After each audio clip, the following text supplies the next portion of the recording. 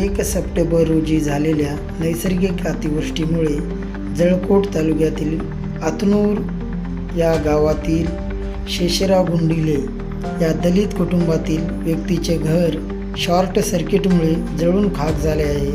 म्हणून तात्काळ पंचनामा करून संबंधित कुटुंबाला नैसर्गिक आपत्ती अनुदान देण्यात यावे अशी मागणी मातंग अस्मिता सेनेच्या वतीने जळकोट येथील तहसीलदारांना निवेदन देऊन करण्यात आली.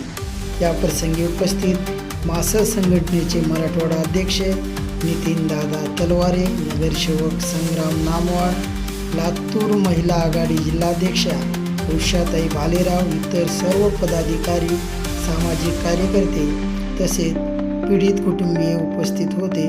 सदरील घटना होऊन अनेक दिवस झाले आहेत, तरी आतापर्यंत एकही प्रशासकीय अधिकाऱ्यांनी तिथे येऊन भेट दिली नाही अथवा कुठल्याही कर्मचाऱ्यांनी पंचनामे केले नाहीत.